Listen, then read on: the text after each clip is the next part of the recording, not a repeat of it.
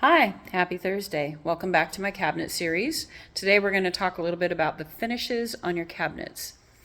Now, your color, your whatever wood you want to use, your finish options, it really comes down to which color. Now, what I will tell you is that, which most people don't know, is that paint is more expensive than stain.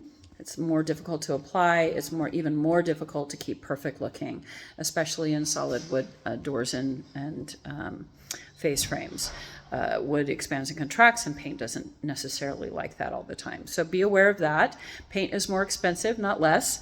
Stain is easier to apply and easier to fix over time. So be aware of that also. And what I will tell you is that most of your semi-custom manufacturers put their cabinet finishes through some type of catalytic finishing, somewhat like what you would get on an auto. If you got your car painted and you send it to an auto detailer to be painted, they send it through a heat process, and they call that a catalytic process most of the time. I'm sure there's other options out there that I don't know about. That's okay. But a heat applied process that bakes on the finish, which allows your semi-custom manufacturers to offer lifetime warranties on their finishes, even on stains and paints. The stains will get a clear coat over the top of the stain. That's where you get your lifetime finish. And paint also will have a lifetime finish on it. They also typically get some type of a clear coat over the top. Now, in your custom cabinetry, you can get the stains. They also have available now for custom cabinet makers that do finishing in their own shops the opportunity to get catalytic finishes. So it's definitely a question you want to ask, most especially if you have children in your home. The place that becomes really important is around your sink and cook bases, where you're going to get a lot of oils and moisture rubbing the backside of islands or peninsulas where you have people sitting and their feet are bumping into the back of your cabinets, that kind of thing. Just to be aware of. And with finishes, you can have all kinds of fun. Sky's the limit, and that's one of my favorite things to pick. This particular one is a light bluish gray stain on oak, which gives it a pretty unique look. I'm not a fan of oak. I grew up in the 80s. But this look brings it modern, brings it into the color tones that have been in for the last 10 years or so. There are plenty of other options if you're really wanting to go a little more contemporary in your look. An espresso stained oak is a good way to save some money.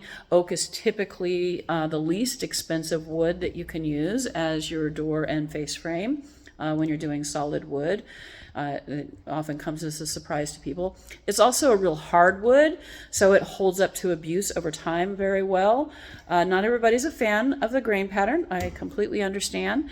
Some of your other hardwoods are going to be maple, and then you get into your walnuts and cherries, and then your softer woods are going to be like your alders and birches and that kind of thing. And then the sky's the limit if you're going custom. There's all, myrtle wood and exotic woods that you can get in, mahogany.